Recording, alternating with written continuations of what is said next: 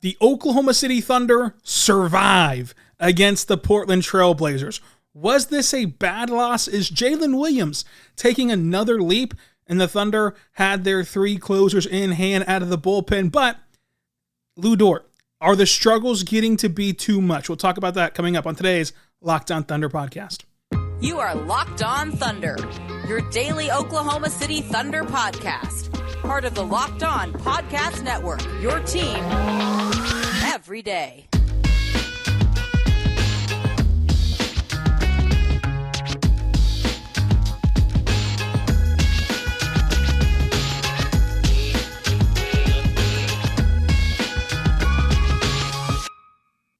Let's get it going on the Locked On Thunder podcast, on the Locked On Podcast Network, your team every day.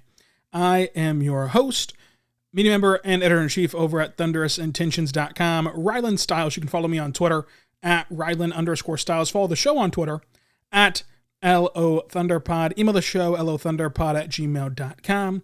On today's show, we're going to dive into this Thunder win over Portland. Was it a bad win? Is there such a thing as a bad win, as they lacked energy in this game? Plus, did Jalen Williams take another leap? We'll talk Josh Giddey and SGA, and also Lu Dort. One of the hot button topics around Bricktown is Lu Dort's struggles. We'll continue to discuss it on Locked On Thunder. Subscribe anywhere you get your podcast from, including on YouTube. Today's show is brought to you by PrizePicks. First-time users get 100% instant deposit match up to $100 with the promo code LOCKEDON. That's prizepicks.com, promo code LOCKEDON. In this game, the Thunder were without Chet Holmgren, without Kenneth Williams, and Lindy Waters was a late scratch in this one for OKC with plantar fasciitis. Poku and Dario Saric did not play either, but that was just a coach's decision on that one. They were both active tonight. For Portland, though, here's the kicker. Portland did not play Dame. They did not play Anthony Simons. They did not play Jeremy Grant. They did not play Yusuf Nurkic. They did not play Justice Winslow. And the Thunder had their normal starters, SGA, Josh Giddey, Lu Dort, J-Dub, and J-Well. And so you're looking at that and you're wondering, well, how on earth did the Thunder have to survive in Portland? How on earth did it take the Thunder a great last 5 minutes to be able to win this game? And for 87% of this game, if not more, the effort and the energy level was embarrassing. And this is part of development. Because there's been many games in Mark's career where he's gotten this team up. They've played better than we thought that they would play. They competed harder than we thought that they would compete. But in this game, they had zero juice. They had zero energy. And this is why that stretch is so important. It started tonight in Portland, goes through the game on Friday in Indiana. The Thunder had zero juice today. Zero energy. There were portions where they were able to muster some up. The J-Dub dunk that turned things on to in the second quarter, where they go on that 14-2 run or whatever it was that they went on in the second quarter. They turned it on for that moment. But then they fall back into a lull in the third quarter, fall back into a lull in the fourth quarter. And then the last 5 minutes, they were great again, closed it out, got the win. But this is why that despite you looking on paper and saying, well, they're just playing the Pistons and the Hornets and the Pacers, like, despite you saying that, despite the Thunder that are going to walk into this week as favorites in those games, these games are important, and it's why you need to pack the Paycom Center, because these are not guaranteed wins. This is the youngest team in the league. This is the second youngest team in NBA history. The second youngest team of all time in the NBA. They walked into this game. They were supposed to win by a mile, but it was a flat building. They couldn't quite muster their own energy besides a couple plays from J-Dub. It was against a tanking team, and they did not respond well at all. They did not respond well at all to this environment. And this is one of the first times they've been on this side of the coin. Usually, they're the team playing free, playing loose, playing with nothing to lose. They're the team not expected to win. They're the team with the adversities and the injuries and everything else, to where they just go out there and have fun, and they end up surprising some people who overlook them. Now they're the team who's doing the overlooking. And how they respond to this will define the season, because you have to get these games. And look, I understand they were on the road for 6 days. That's tough. That sucks. I understand they played 3 games in 4 nights. That sucks. That's tough. But this team should not have needed a great last 5 minutes and an effort from SGA and a rolled ankle to beat the Blazers. And that's why these next 3 games are incredibly interesting and worth paying attention to. Just like the players got to lock in, you got to lock in as a fan in the sense of like, don't give up on these games. Don't chalk them down as a win. Don't not show up to the Paycom Center because you'd rather go to the Suns game Sunday. Go out there to this Hornets game, to this Pistons game on a back-to-back, because the Thunder are going to need all of these games. They're going to need that energy, and it's hard to create that energy on their own, as we saw tonight. But the big thing here is, can you sweep this stretch? This stretch of the Hornets, Pistons, and Pacers, can you sweep it? And the feeling on that answer, the answer to that question, for most of you, probably changed tonight despite the win. Because that's really tough to do. It's tough in general to rattle off 4 straight wins. That's just life in the NBA. But it's especially tough for the youngest team in the NBA to rattle off 4 straight wins. Young teams typically do not close games, and they've bucked that trend this year for OKC. And then you're going to be playing these teams, these rat teams that are not very good at all, but are going to have nothing to lose. Guess who's playing pretty well right now? The Hornets, who have guys that can fill it up. They beat the Mavericks twice. They're feeling good about themselves here this week. The Pistons have been kind of spunky a little bit, getting Wiseman and trying out these 2 big lineups, which guess what gives the Thunder trouble? Guess who's already beaten the Thunder this year is the Pistons. And then you play the Pacers, who are a quality team. The Pacers are just in this category because it's one of your last true, hey, the Thunder have an argument here to be the favorite on the paper. They're not like a pushover team. The Pacers are not a pushover team, but it's an easier path than what you're going to face. Because after this stretch where you play Portland tonight, got the win, you play Hornets, Pistons, Pacers. After that, you get the Suns coming to town again on Sunday, which Ayton comes back on Monday, KD comes back on Wednesday. They're going to be healthy. That's going to be a very tough game, and on paper, you should lose that game. Then you're going to go to Golden State, which is a whole different ball game than playing Golden State whenever they're on the road. Playing them in Golden State, whole different ball game. That should be a loss on paper. But again, the Thunder could win that game. It's not as much as an automatic feeling as it is with a fully healthy Suns team. Then you go to Utah, which the Thunder lost in Utah after the All-Star break. Talked to Jalen Williams at the All-Star game, and Jalen Williams told me about how difficult it was to get used to that altitude, so that's kind of a built-in advantage for Utah. And the Jazz just refuse to go away. They've dropped out of the play-in standings right now, but I just cannot fully write them off yet, because at this point, we've been trying to do that for 2 months now, and they haven't been written off. And then you play Memphis on the last game of the year, which the Memphis won last game of the year. It's tough to know right now. This is too far out still to know. Will that even matter for Memphis? Could they be so deadlocked where they can't move up or down with a loss to where they just don't play anybody? Sure. So the Memphis one, we don't know how hard that game will be yet on the afternoon Sunday game.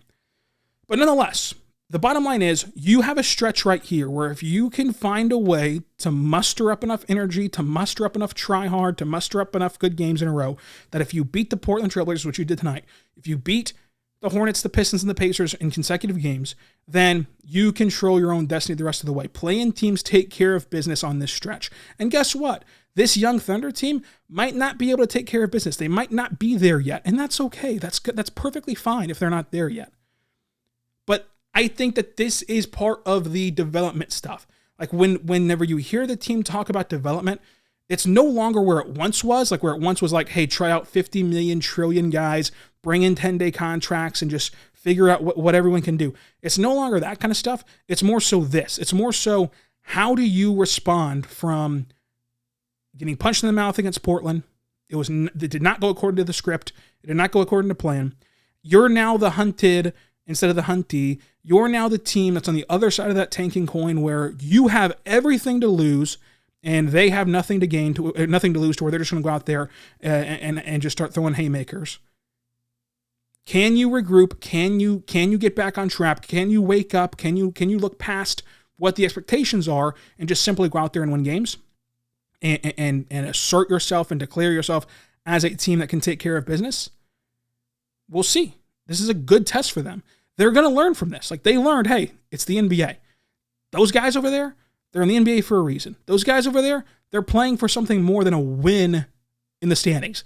While they don't care about the win-loss record, they do care about impressing other teams, impressing their own team, solidifying themselves a job in the future, right? I mean, we've seen it in OKC. Like, how valuable was it that Isaiah Roby had that closing stretch of the year last year where the Thunder moved on from him, but he got a job almost instantaneously with the San Antonio Spurs. Now, it has not worked out there for him, but he at least got that shot because he didn't care about the Thunder, quote unquote, tanking. He just went out there and played really good basketball, specifically in Portland in that game, and the rest is history.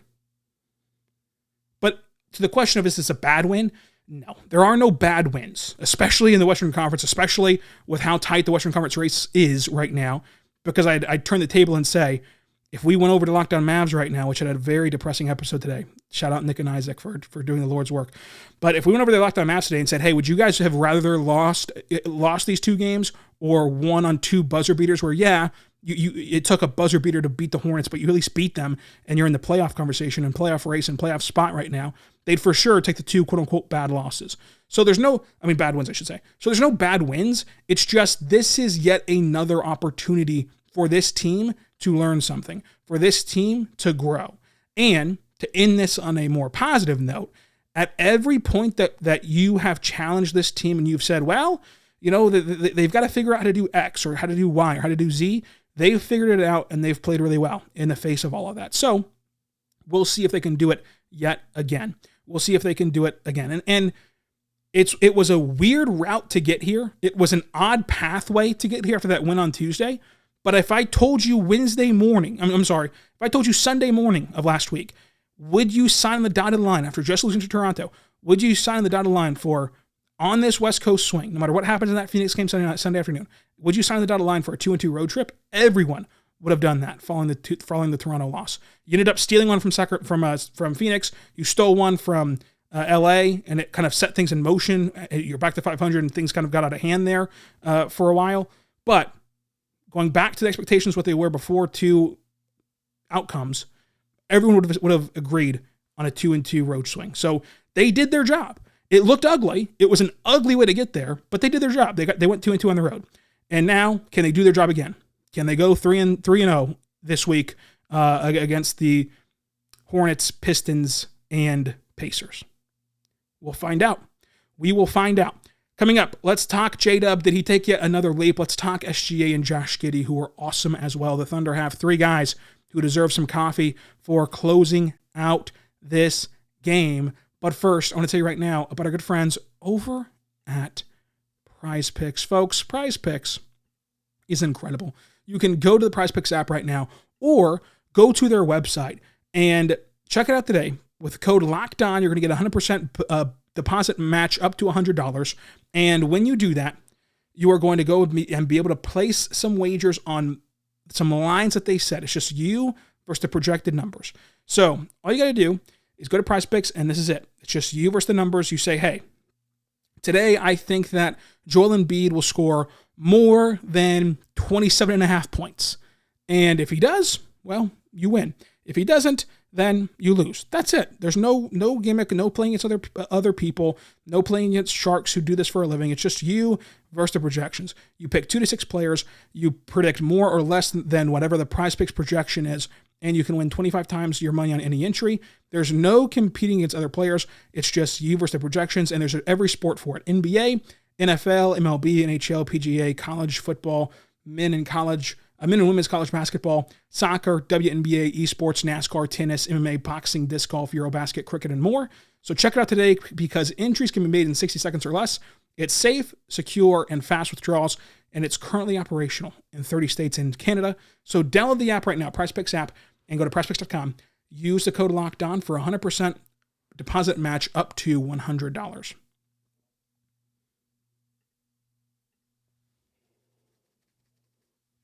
We're back on the Locked On Thunder podcast. On the Locked On Podcast Network, your team every day. Thank you so much for making us your first listen every single morning, every single day. We're here for you, talking Thunder basketball. Subscribe for free across all podcasting platforms so you never miss an episode, and go check out the Game to Game podcast for a nightly recap show of the association from the night before. Folks, J-Dub continues to impress, and as we wait and wait and wait for that rookie wall, it's not coming. J-Dub just continues to get better, continues to take leaps upon leaps. And what was the leap tonight, you ask? Jalen Williams has been a winning positive player, which is rare for a rookie all season long. But Jalen Williams won this game for OKC. Obviously, SGA was incredible. And we talk about SGA every single night, and he dropped 30 points, and he's awesome. But if Jalen Williams was 1% worse than what he was, like if he performed 1% less than what he gave you, the Thunder lose this game and thus derail their season. Instead of being on a 3-game losing streak, instead of then facing a back-to-back on a 3-game losing streak with SGA on a sprained ankle, instead of all that, you had Jalen Williams make winning plays and do things to help you win and to manufacture a win against Portland. Again, they played a team that on paper is terrible, tanking. Any adjective you want to use to describe them is fair because I know what you've been through as a fan base being called the black eye of the league for the last 2 years. I get it. And it should not have taken a great effort from any of these 3 guys to win you this game. But nonetheless, I would much prefer my rookie to make winning plays and to drag you to a win than not. I would much prefer this to a loss. And what he did in this game was special. 23 points, 5 rebounds, 4 assists, 2 steals. He had a massive dunk, which immediately changed the energy, which immediately changed the activity, which immediately changed the tempo of this game, and immediately led to that massive run to take the lead in the second quarter. He took 14 shot attempts, 64% from the floor, 2 for 2 from 3, and in the first half, which is what we're talking about here, as you fall behind, as you get that oh no feeling, as you start to panic, as you need to take SGA out of the game, and things can really go haywire here, it was J-Dub who asserted himself into the offense. It was J-Dub who hunted his own shot. It was J-Dub who tried to calm everything down and steady the waters with his action on the floor. That was what he did. He changed the energy, he understood the moment, and he rose to the occasion. To be able to check all those boxes as a rookie is very impressive. To understand the situation, this is a must-win game. To understand, for us to win this game, I've got to go a little bit out of my comfort zone and become a shot creator. As a guy who likes to just fit into the flow and make the right basketball play, I've now got to over extend myself, so to say, or take more shots or force more shots than I'm used to, whatever words you want to use for that. We saw that he was a much more aggressive shot taker than he has been this season in this game. And then still do it effectively, and then do it in a win because it's caused by him bringing the energy. And I've tweeted this out. The fan attendance looked good. Like the fan attendance, like whenever they pan the camera around, looked good. But it felt like on television. I don't know if this is a mic problem, a crowd mic issue, a rim mic issue, whatever. But it felt like on television, you could hear a pin drop in that arena. And the players were playing like that. The players literally had zero juice. That was the first time, and think about this, folks, for what Mark has been a part of. That was the first time where you could truly challenge this team's effort, truly challenge this team's try hard and just energy in Mark's career. He rose that energy level multiple times in this game by just being a loud player on the floor. And he's a rookie. Going right through the lane for the and one, big time passes, big time buckets. He turned this game around in the biggest moment in a must-win game, with the season on the line. That was awesome. And when you look at this core, which we still have not seen what J-Dub what Chet Holmgren's going to do waiting in the right wings. But when you look at this core, when does SGA play his best game? Under the lights, under the pressure of a high stakes game. When has J-Dub played his best game? Exactly on time. Right? His best games have happened whenever the team absolutely needed it. Oh, SGA's out tonight? Okay, I guess I'm going to go drop 27 points against the Spurs. Oh, no SGA against Boston? Okay, got to go get the dub. Like,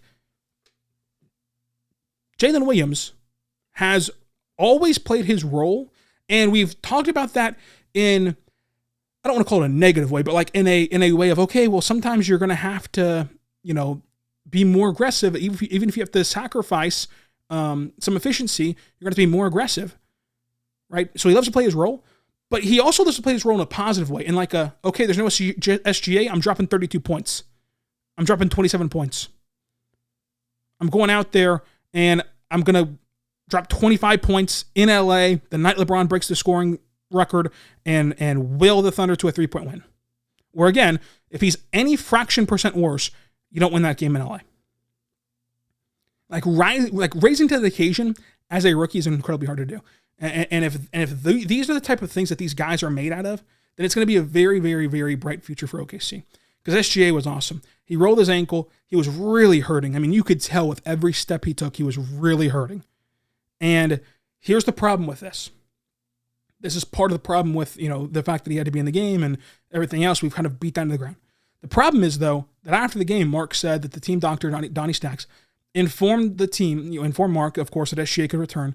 And they knew whenever they said he could return that they had to get him back out there immediately. They had to let him keep moving it because it was only going to get worse if he stopped moving it. The problem is, if that's the case, okay, you're going to take a plane ride back to OKC. You're going to have an off day tomorrow, and you're going to have a back-to-back set against the Pistons and the Hornets. Like, that's scary stuff of, like, can he play in the back-to-back again, like he did it in the LA back-to-back? Can he play in this truncated schedule? Right? How long will he be dealing with this? Like, that's a massive thing to find out for the future of this season. Because let's face it, this is a non-perfect team. This is a young team that at any given moment could just simply not have the juice, as they didn't tonight.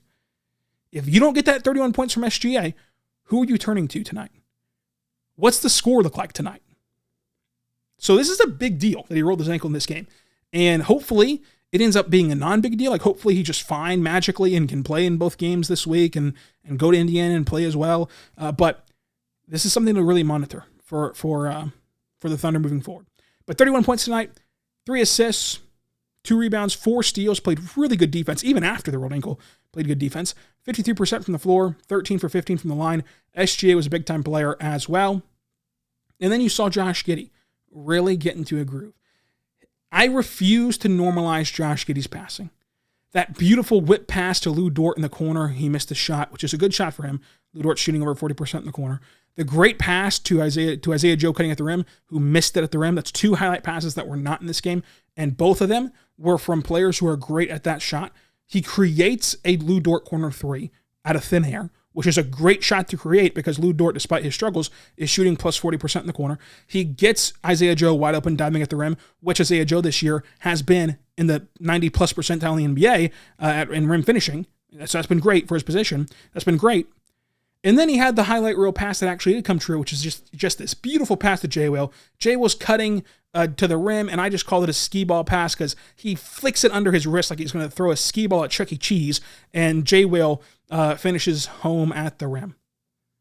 He was awesome. 11 rebounds, 6 assists, should have been more than 6 assists, a steal, 2 blocks, 17 points on 58% from the floor, and 3 for 5 from 3. The big thing with Josh Giddey, if you go look at all of his makes, it's whenever he just lets it fly. Just throw the ball up there.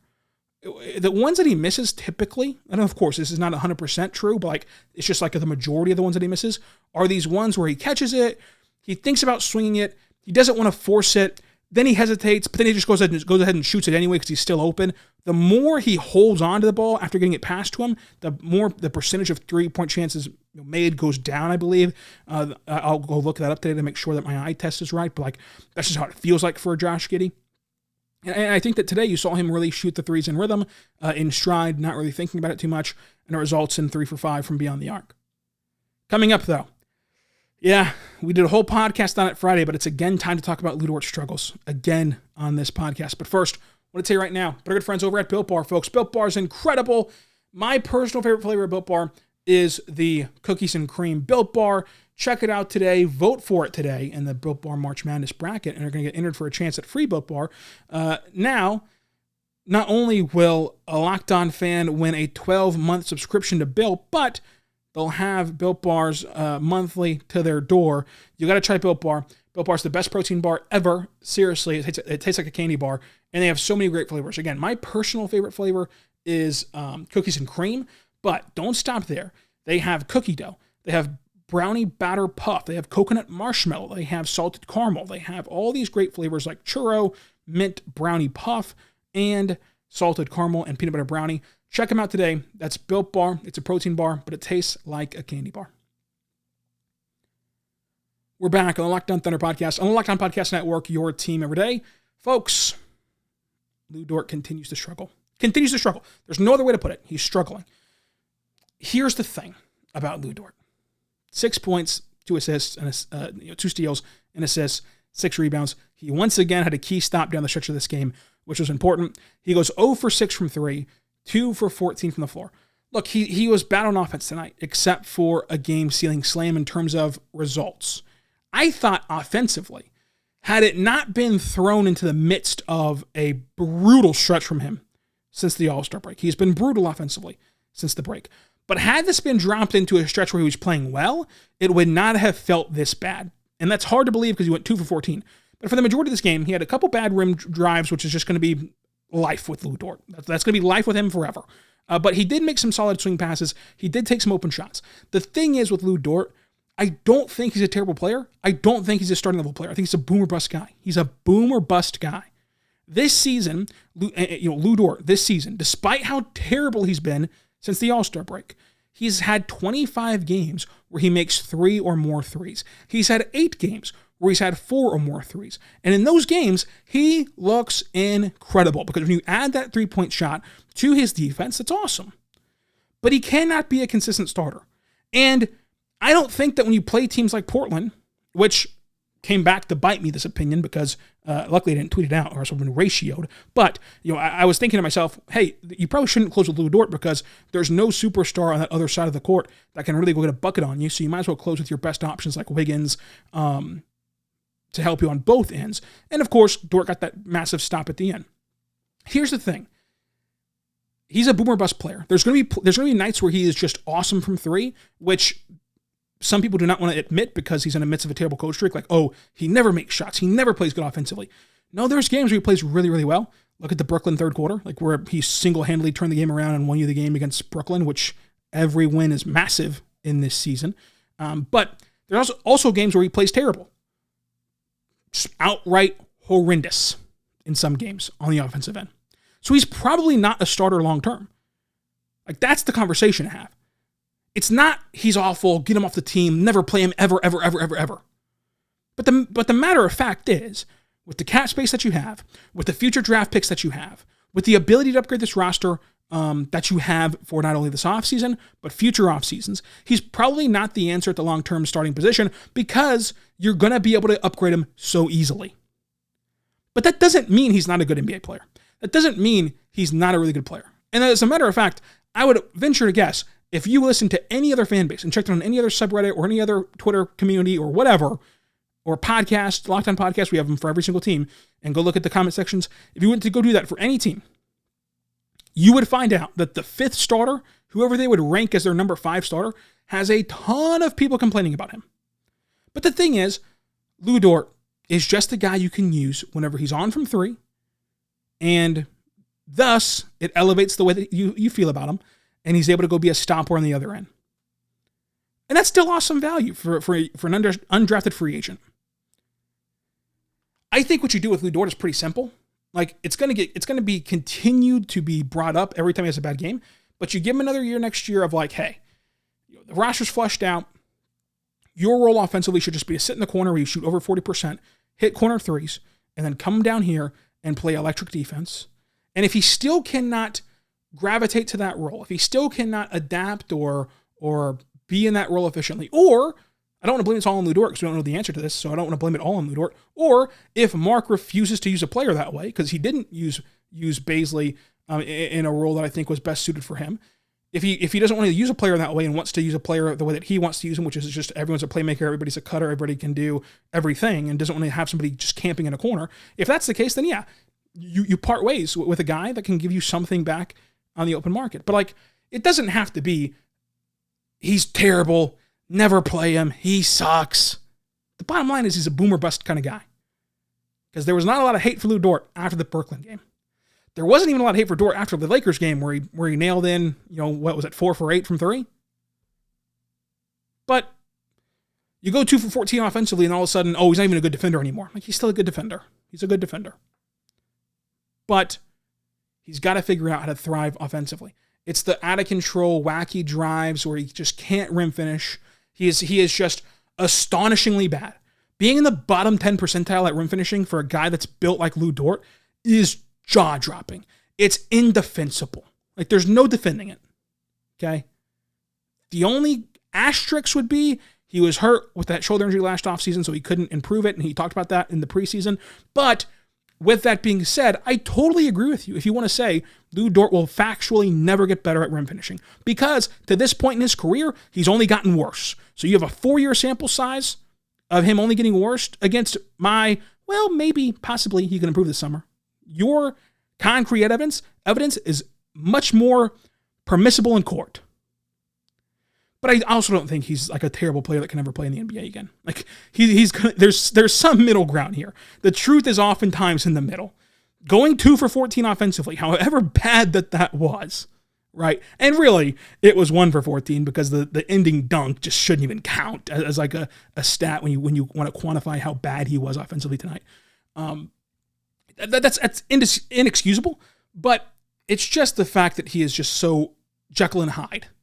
It's not anything more than that. Isaiah Joe was awesome. Let's end on a high note here. Isaiah Joe was awesome. Took a charge in transition to stop that 2-on-1 lob fest to Shaedon Sharpe. Hit 5 threes, 7 rebounds, 5 assists, 2 steals, 20 points. Jay Will, 2 charges drawn, 7 points, 2 assists, 6 rebounds. A standard day in the office for Jay Will. And the Thunder came back from down 12 points. They weathered the storm of 11 lead changes, 12 times tied. They won the battle of the glass. They forced more turnovers. They scored more in fast break. They scored more in the paint. And they scored more off second chance points. And the bottom line is credit to the Portland Trailblazers. Like, this was a team that kept punching. They had every reason to lay down after that second quarter run, which included a huge momentum shift before halftime. They had every reason to lay down, not show up after the halftime. But they still did. And they still kept punching. And they were able to get the push you to the brink type of game. But luckily, the Thunder weathered the storm. They survived in advance, and it is March. That's all you got to do is survive in advance. But it puts into perspective how important that this week is. Do not fall asleep and hit the snooze button and say, well, I'll check back in next week whenever the stakes are higher. No, the stakes are high right now. The stakes are incredibly high right now against these teams, even though on paper they are bad, bad, bad teams. So let me know what you think about all of this in the comment section down below on YouTube, on Twitter at Ryland_Styles. And until tomorrow, be good and be good to one another.